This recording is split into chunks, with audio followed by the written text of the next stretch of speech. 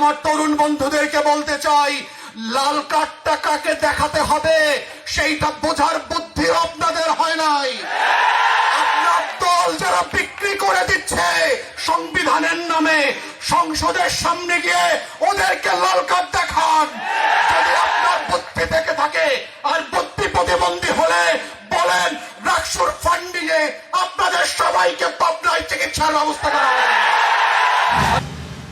বছরের যেই তরিকা বন্দোবস্ত ছিল, যে আজাদী এবং ইনসাফের লড়াই 1000 বছর ধরেই এই মাটির সন্তানরা করেছে, সেই লড়াইয়ের অগ্রদূত হিসাবে ওসমান হাদি, মুগ্ধ, আবু সাইদ এবং ওয়াসিমরা আবার বাংলাদেশকে মনে করিয়ে দিয়েছে। নতুন করে তিতুমিররা আবাবিল হয়ে 24-এ ফিরে এসেছিল, নতুন করে হাবিলদার রজব আলী খাড়া আবাবিল হয়ে ফিরে এসেছিল, নতুন করে শরীয়তুল্লাহরা আবার আবাবিল হয়ে বাংলার মাটিতে ফিরে এসে জানান দিয়েছিল, আমরা বর্গা দেই নাই, বর্গীরা চলে গেছে। বাংলাদেশি বর্গীদের কাছেও বাংলাদেশের আজাদী আগেও বর্গা দেওয়া হয় নাই, ভবিষ্যতেও বর্গা দেওয়া হবে না। আপনি যে নামে আমার আজাদীর প্রশ্নকে বিপর্যস্ত করতে আসেন, সেটা দিল্লির নামে আসেন, আওয়ামী লীগের নামে আসেন, অথবা নতুন কোন সরকারি দলের নামে আসেন, বাংলাদেশ তার 1000 বছরের লড়াইয়ের ইতিহাসকে সামনে রেখে একইভাবে সেটার উত্তর দেবে এবং ইনসাফের বাংলাদেশের যে লড়াই, সেই লড়াইটা বারবার চালু করে দিয়ে যাবে। কোনো গতান্তর হবে না। বাংলাদেশে যারা পুরাতন রাজনৈতিক বন্দোবস্ত ফিরায় নিয়ে আসতে চান, আপনারা আওয়ামী লীগের ইতিহাস ভুলে যায়েন না, মুসলিম লীগের ইতিহাস ভুলে যায়েন না, ব্রিটিশ সাম্রাজ্যবাদীদের ইতিহাস ভুলে যায়েন না। শুধু এই নির্বাচন দিয়েই আপনাদের রাজনৈতিক বন্দোবস্ত কিভাবে চ্যালেঞ্জের মুখে পড়েছে সেইটা দেখেন। বাংলাদেশের ইতিহাসে গত 5 দশকে ইলেকটোরাল ডেমোগ্রাফি যেই মার্কাগুলোর সাথে পরিচিত ছিল, সেখান থেকে তারা গ্র্যাজুয়ালি মুখ ফিরায় নিচ্ছে। বাংলাদেশে একটা ইনক্লুসিভ নির্বাচন হয়েছে, সেটা নৌকা ছাড়া হয়েছে। যারা বাংলাদেশের 2/3 পিরিয়ড বৈধভাবে অবৈধভাবে দেশের ক্ষমতায় ছিল, বাংলাদেশে 9 বছর ক্ষমতা ছিল, সেই জাতীয় পার্টির মার্কা আজকে জামানত বাজেয়াপ্ত হয়ে গ্রামগঞ্জ থেকে উধাও হয়ে গেছে। আজকে বিএনপিকে পর্যন্ত মাইনরিটি এবং আওয়ামী লীগের সাথে আঘাত করে ভোট বাক্স ভর্তি করতে হয়েছে।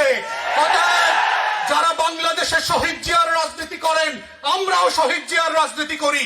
শহীদ জিয়ার ক্যানভাসে দিল্লির আধিপত্যবাদের বিরুদ্ধে বাংলাদেশি জাতীয়তাবাদের পক্ষে, মূল্যবোধের পক্ষের রাজনীতি করি। তাদেরকে মাথায় রাখতে হবে, আপনাদের রাজনীতির ভুল সিদ্ধান্তের কারণে, নতুন বন্দোবস্তের বিপক্ষে যাওয়ার কারণে গ্র্যাজুয়ালি ভোটের রাজনীতিতেও আপনার পায়ের নিচ থেকে মাটি খসে যাচ্ছে। খসে যেতে যেতে ক্ষমতার চোখের ছানিতে আপনারা দেখতে পাচ্ছেন না। একদিন উঠে দেখবেন বিমান আপনার অফিসের সামনে দাঁড়িয়ে আছে আপনাকে নিয়ে যাওয়ার জন্য। সেই ছবিটা হাসিনার আপনাদের গেটের দরজায় গাড়িতে গাড়িতে লাগিয়ে রাখেন। তা না হলে মনে রাখবেন, বাংলাদেশ কোন জাতীয় নেতার অপেক্ষায় ছিল না। 71 সালে শেখ মুজিব ছাড়াই বাংলাদেশ স্বাধীন হয়েছে। 24-এ বিএনপির নেতাদেরকে ছাড়াই বাংলাদেশে গণঅভ্যুত্থান হয়েছে। এইটা ভুলে যাবেন না। এটাই হচ্ছে বাংলাদেশের নতুন করে আজাদীর ইনসাফের লড়াইয়ের যেই ধারাবাহিকতা। অথবা আজকে যারা বাংলাদেশে নতুন রাজনৈতিক বন্দোবস্তের বিপক্ষে দাঁড়াচ্ছেন, মনে রাখবেন ইতিহাস কাউকে ক্ষমা করে না। বারবার একই ভুলের জন্য একই রকম মাসুল দিতে হয়েছে। 54-তে মুসলিম লীগের বিরোধী দল হওয়ার কথা মনে রাখেন। 70-এর নির্বাচনে মুসলিম লীগ এই জমিনে যারা পাকিস্তান রাষ্ট্র করেছে, যাদের নেতৃত্বে ঢাকা বিশ্ববিদ্যালয় হয়েছে, যাদের নেতৃত্বে লাহোর প্রস্তাবের ভিত্তিতে বাংলাদেশ এবং পাকিস্তান সহ নতুন মুসলমানদের জমিন প্রযুক্তি হয়েছিল, সেই মুসলিম লীগ 70-এর নির্বাচনে নাই হয়ে গেছে। নিজামী ইসলাম পার্টি 54 সালে প্রধান বিরোধী দল ছিল, সেই পার্টি আজকে নাই হয়ে গেছে। জাতীয় পার্টি নাই হয়ে গেছে। পিজার টুকরার মতো 6 টুকরা 6 বিভাগেও খুঁজে পাওয়া যাবে না, রংপুরেও খুঁজে পাওয়া যাচ্ছে না। অতএব বাংলাদেশের রাজনীতির ইতিহাস খুব পরিষ্কার। যারা গদ্দারি করবে, যারা মির্জাফরি করবে, যারা নতুন করে এখানে বেঈমানির রাজনীতি করবে, মাটির ভাষা বুঝবে না, পানির ভাষা বুঝবে না, জনগণের মনস্তত্ত্ব বুঝবে না, পরিবর্তিত হয়ে যাওয়া বন্দোবস্তের পক্ষে দাঁড়াবে না, তাদের অবস্থাও ইতিহাসের পরম্পরায় একই জায়গাতে গিয়ে পৌঁছবে। তাই আজকে 2026 সালে it's a wake up call not only for the ruling party but for the nation as well, যে আপনারা আগামী দিনে যেই বাংলাদেশটাকে আমরা দেখতে চাই সেই বাংলাদেশ গড়তে আপনারা আসলে কি ভূমিকা রাখছেন, সেই বাংলাদেশের জন্য লড়াইয়ের আপনি কোন পক্ষে আছেন? আপনি কি আজাদির পক্ষে আছেন না গোলামীর পক্ষে আছেন? আপনি কি আপোষ করছেন না রাজপথে বাংলাদেশিদের পক্ষে দাঁড়ানোর সিদ্ধান্ত নিচ্ছেন? আপনি কি সংগ্রাম বেছে নিয়েছেন নাকি দাসত্বকে বেছে নিয়ে আপনার আজাদি বিক্রি করে দিয়ে বাংলাদেশে আসছেন? এইটা জনগণকে প্রশ্ন উত্তর দিতে হবে। বাংলাদেশ এই উত্তর ছাড়া আমাদের তরুণরা ঘরে ফিরে যাবে না। এটাই হচ্ছে আজাদির নতুন স্বাধীনতা পাওয়া এক বাংলাদেশ।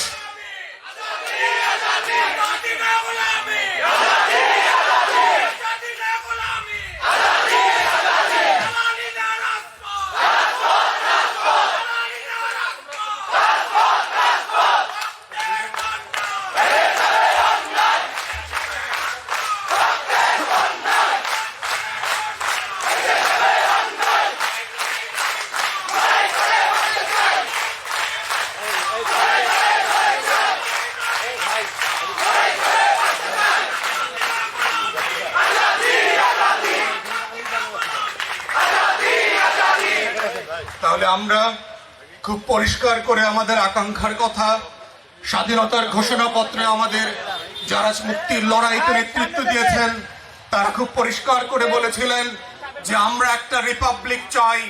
আমরা যেই রাষ্ট্র প্রকল্পে 47 সালে ঢুকেছিলাম সেই রাষ্ট্র আমার যা যা দেবার কথা ছিল সেগুলো আমাকে দেয় নাই। আপনারা যদি আমাদের ঘোষণাপত্র পড়েন দেখবেন এখানে 3টা অংশ আছে। প্রথম অংশে দেখবেন ওয়ারাজ দিয়ে যেহেতু পাকিস্তান রাষ্ট্র আমার সাথে তার কৃত ওয়াদা ভঙ্গ করেছে, যেহেতু পাকিস্তান রাষ্ট্র পূর্ব পাকিস্তানের জনগণের ন্যায্য অধিকার ফিরায় দেয় নাই, যেহেতু পাকিস্তান রাষ্ট্র কৃত ওয়াদা খেলাফ করেছে, যেহেতু পাকিস্তান রাষ্ট্র গণতান্ত্রিক ভোটে নির্বাচিত সরকারের কাছে ক্ষমতা দেয় নাই, সেইভাবে দেখবেন অনেকগুলো যৌক্তিক কারণ বলে তারপরে বলেছে যে আমরা সেহেতু একটা নতুন স্বাধীন সার্বভৌম free democratic independent and sovereign republic প্রস্তাব করছি। এখন প্রশ্ন হচ্ছে সেই রিপাবলিকটা আসলে কি ছিল? কাদের রাষ্ট্র গড়বার জন্য এই লড়াই ছিল? আমার মুক্তির লড়াই তো শুধু এই বছর তৈরি হয় নাই। লাহোর রেজলিউশন যদি পড়েন, জমিদার প্রথা বিলুপ্তির আন্দোলন যদি পড়েন, প্রজাস্বত্ব আইন বাতিল করবার ইতিহাস যদি দেখেন, বাংলাদেশ শুধু না আমাদের ইতিহাসের পরম্পরায় এই মাটির কৃষকদের অধিকার ফিরায় দেবার জন্য, চিরস্থায়ী বন্দোবস্ত বাতিল করবার জন্য আমাদের পূর্বপুরুষরা 190 বছর লড়াই করে জীবন দিয়েছে। আমাদের কৃষকদের লড়াইয়ের সেই অধিকার ভিত্তিতেই প্রজাস্বত্ব আইন বাতিল হয়েছে, জমিদারি প্রথা বাতিল হয়েছে। কিন্তু যেই ক্ষমতায়ন দরকার ছিল, রাজনৈতিক ক্ষমতায়ন, সেইটা পাকিস্তান ফ্রেমে আমরা পাইনি বলেই নতুন করে আমাকে আবার একটা পলিটিক্যাল স্ট্রাগলের মধ্য দিয়ে বাংলাদেশ রাষ্ট্র তৈরি করতে হয়েছে। এই রাষ্ট্রের মালিকানার প্রশ্ন রিজলভ করা হয়েছে। Given it's a republic, the state and its assets all belongs to the people. এটা সভরেন্টির কোশ্চেন 71 সালে রিজলভ হয়ে গেছে। এই পলিটিক্যাল সভরেন্টির কোশ্চেন যারা বারবার বেইমানি করেছে, ফিরায় নেবার চেষ্টা করেছে, এটার সাথে কম্প্রোমাইজ করবার চেষ্টা করেছে, তারা বারবার ব্যর্থ হয়েছে। শেখ মুজিবের এক আঙ্গুলে বাংলাদেশের কোটি কোটি মানুষ উঠবস করত। সেই শেখ মুজিবকে দেশের মানুষ প্রত্যাখ্যান করেছে, কারণ সে স্বাধীনতার ঘোষণাপত্রের সাথে বেইমানি করেছে, আমার মুক্তির লড়াইয়ের সাথে বেইমানি করেছে। যেই গণতান্ত্রিক রাষ্ট্রের আকাঙ্ক্ষার ভিত্তিতে 70 সালের নির্বাচনের ফলাফল না দেবার কারণে মুক্তির লড়াই শুরু হয়েছিল, সেই শেখ মুজিবের নেতৃত্বে বাংলাদেশের ইতিহাসের প্রথম এবং সবচেয়ে করাপ্ট ভোট চুরির নির্বাচন হয়েছে 73 সালে। যেই স্বাধীন সার্বভৌম রাষ্ট্রের আকাঙ্ক্ষার কথা আমার ঘোষণাপত্র লেখা ছিল, সেই শেখ মুজিবের নেতৃত্বে বাংলাদেশে চতুর্থ সংশোধনী হয়েছে, বাকশাল হয়েছে।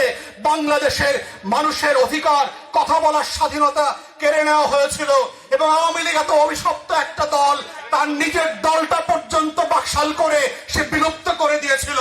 শুধুমাত্র আমার কথা বলার স্বাধীনতা সে কেড়ে নেয় নাই, তার নিজের দলের রাজনীতি করবার অধিকার পর্যন্ত সে কেড়ে নিয়েছিল। এবং এটা ছিল আমার মুক্তির লড়াইতে যে রিপাবলিক করবার আইডিয়া ছিল, সেই রিপাবলিককে সে ব্যর্থ করে দিয়েছে। সে বাংলাদেশের সকল পত্রিকা বাতিল করে দিয়ে 4টা পত্রিকা তার পছন্দের মতো রেখেছিল। এবং এইভাবে করে সেকুলারিজমের নামে, ইংল্যান্ডে আমরা সেকুলারিজম দেখে আসছি, সেকুলারিজমের ভিতরে বাস করে কিভাবে মুসলমানরা ন্যায্য অধিকার নিয়ে থাকে, এটার এক্সাম্পল পৃথিবীর বহু দেশে আমরা দেখেছি। কিন্তু এমন সেকুলারিজম শেখ মুজিব এবং আওয়ামী লীগাররা বাংলাদেশে আমদানি করেছিল।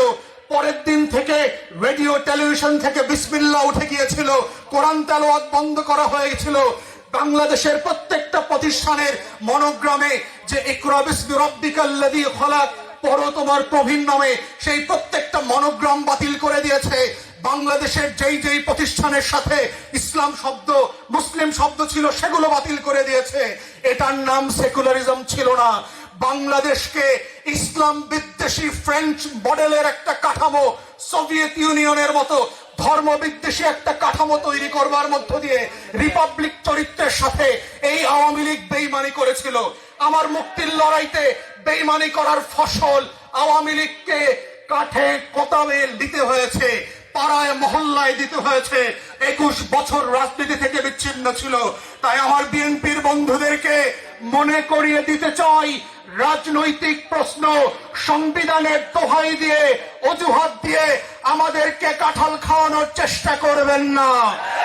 এই কাঁঠাল বহু বছর আমরা গাছে পাকতে দেখেছি, পচতেও দেখেছি।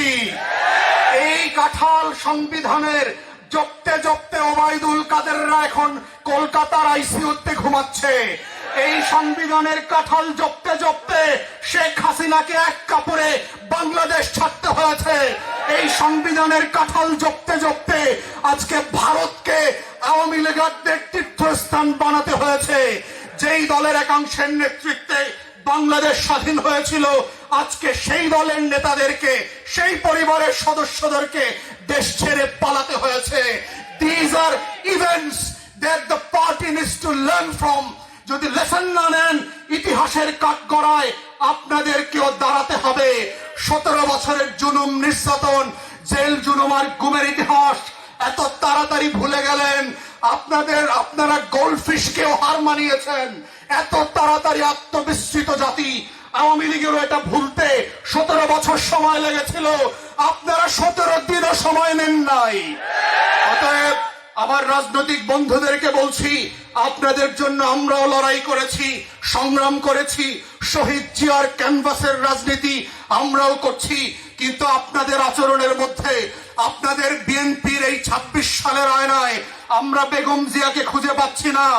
আপনাদের এই সংসদের বিএনপি সংবিধান বিশেষজ্ঞদের আয়নায় আমরা শহীদ জিয়াউর রহমানকে খুঁজে পাচ্ছি না। এই বিএনপি কোত্থেকে এসছে? এই বিএনপি তো এই মাটির বিএনপি না। যারা বাংলাদেশ পন্থী রাজনীতি করেছে, আমরা তো সেই বিএনপিকে খুঁজে ফিরে পেতে চাই। যারা ফ্যাসিবাদ বিরোধী আন্দোলন করেছে, আমরা সেই বিএনপিকে খুঁজে পেতে চাই। যেই দলের 60 লক্ষ নেতা কর্মী 1,33,000 মামলায় আসামি হয়ে পলাতক ফেরারি জীবনযাপন করেছে, আমরা সেই তৃণমূলের বিএনপিকে পেতে চাই। যেই দলের হাজার হাজার নেতা কর্মী ইলিয়াস আলীর মতো দলেশ্বরীতে হারিয়ে গেছে, আমরা সেই বিএনপিকে খুঁজে পেতে চাই। যেই বিএনপির হাজার হাজার নেতা কর্মী বাংলাদেশের জন্য দিল্লির আধিপত্যবাদের বিরুদ্ধে লড়াই করতে গিয়ে ধান খেতে, পাট খেতে ঘুমিয়েছে, আমরা সেই বিএনপিকে খুঁজে পেতে চাই। যেই বিএনপি আওয়ামী লীগ হয়ে যাবে না, যেই বিএনপি দিল্লির আধিপত্যবাদ মেনে নেবে না। তাই আমার তরুণ বন্ধুদেরকে বলতে চাই, লাল কার্ডটা কাকে দেখাতে হবে সেইটা বোঝার বুদ্ধি আপনাদের হয় নাই। আপনার দল যারা বিক্রি করে দিচ্ছে সংবিধানের নামে, সংসদের সামনে গিয়ে ওদেরকে লাল কার্ড দেখান। যদি আপনার বুদ্ধি প্রার্থী থেকে থাকে আর বুদ্ধি প্রতিবন্ধী হলে বলেন রাকসুর ফান্ডিং এ আপনাদের সবাইকে পাবনায় চিকিৎসার ব্যবস্থা করা হবে। অতএব প্রিয় উপস্থিতি, আমাদের বক্তব্য খুব পরিষ্কার। কোন দলের বিরুদ্ধে আমরা রাজনীতি করতে আসি নাই। জুলাই সনদ কোন দলকে সামনে নিয়ে হয় নাই। জুলাই সনদ হয়েছে বাংলাদেশের ইতিহাসকে সামনে রেখে। জুলাই সনদ হয়েছে বাংলাদেশে ফ্যাসিবাদ বিরোধী আন্দোলনকে সামনে রেখে। জুলাই সনদ হয়েছে গত 20 বছরের গণতন্ত্রের পক্ষে শক্তির লড়াই সংগ্রামকে সামনে রেখে। তাই আসুন, যেই প্ল্যাটফর্মে যেই ক্যানভাসে রাজনীতি করেন না কেন, আসেন সবাই মিলে বাংলাদেশের পক্ষে রাজনীতি করি, আজাদির পক্ষে রাজনীতি করি, ইনসাফের পক্ষে রাজনীতি করি, বাংলাদেশের জাতীয় স্বার্থের পক্ষে রাজনীতি করি। দিল্লির আধিপত্যবাদের বিরুদ্ধে রাজনীতি করব। যদি করতে ব্যর্থ হন তাহলে নতুন করে আবার ইনকিলাব, হাদির কণ্ঠে থেকে লাখো হাদিতে পরিণত হয়ে আবাবিলের মতো রাজ্জু চাকসু ডাকসুর মতো করে সারা বাংলাদেশ চুরে যাবে। আপনাদেরকে সেদিন খুঁজে পাওয়া যাবে না। আসেন সেই রাত থেকে বাঁচার জন্য নতুন করে বাংলাদেশ পন্থী রাজনীতি করি, বাংলাদেশের জনগণের জন্য করি, আমার লাল সবুজের পতাকার জন্য করি। সেই লড়াইতে আমার তরুণদেরকে থাকবার এবং লড়াই করবার আহ্বান জানিয়ে আমার বক্তব্য এখানে শেষ করছি। সবাইকে অসংখ্য ধন্যবাদ। আসসালামু আলাইকুম।